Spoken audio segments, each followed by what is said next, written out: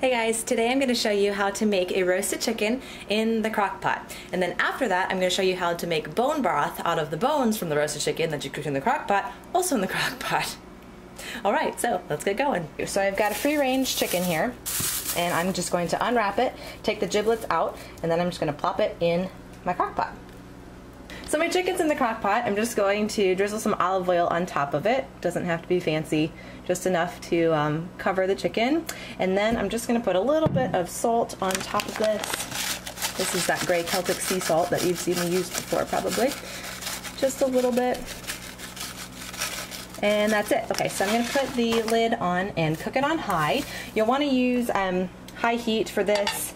Unless you have all day to cook it, then you can use low, but I'm going to do high for about 5 hours. Probably it'll be done in 4, but it seems to fall apart a little bit better at 5. Okay, I'll be back in 5 hours. Okay, my chicken has been in for 5 hours. I'm sure this is done. Oop, fogging up the lens, sorry. I'm going to put my thermometer in, just to make sure that it really is done. So I'm just going to stick it into a thick part here and just see what it reads. Oops. Well past 180, so I think we're good. I actually think this is probably going to fall right apart here. Double check a couple places. Yep, that's fine. Stick her in there. That's fine as well. Alright, I'm going to pull it out. So I decided to spare you the gory details of picking apart the chicken from the carcass. That's gross. You just said carcass. I just said carcass. So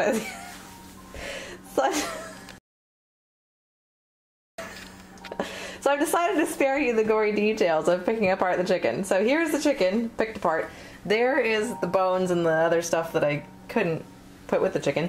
So now all I'm going to do is I'm going to cover the bones and the cartilage and all of that stuff with water.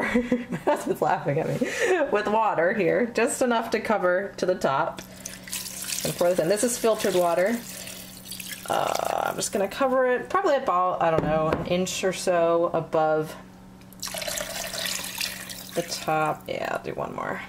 And then the only other thing I'm going to put in here is some apple cider vinegar. I'm going to put in about 2 tablespoons. And then I'm going to let this cook in my crock pot. Let me get this in there. That's about 2.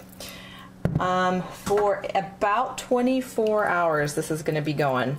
And then this will give me some bone broth. So I will check back in with you tomorrow.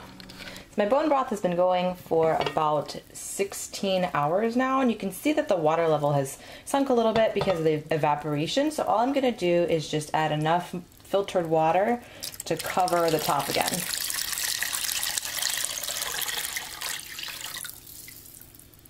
And then I'm just going to put my lid on and it'll keep simmering away.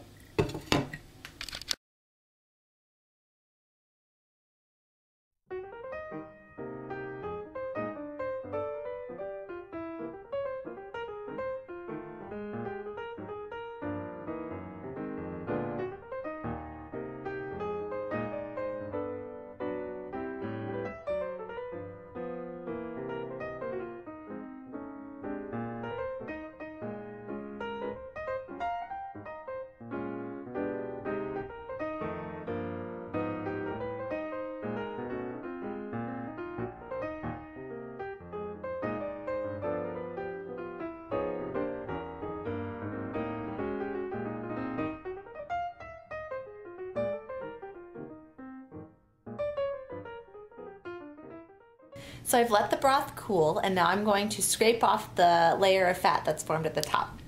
So I'll show you that. You can see at the top here, that little kind of creamish color part is a layer of fat, and I don't want that in my broth. Just a personal preference thing. So I'm going to take my spoon, and I'm just going to scrape that top layer of fat off. I'm just going to put it in the sink here, because we don't really need it. And you can see that the liquid underneath is kind of jiggly. And that's what we want. We want jiggly stock. That means there's some really good minerals, gelatin in there. Now my chicken stock does not jiggle as much as my beef stock for some reason. I don't know why that is, but it just never does. But it does kind of bounce back a little bit, so just a little bit. If you want, you can also add extra gelatin to it if you're gonna heat this up and have it in the morning or in a mug or make soup out of it or whatever.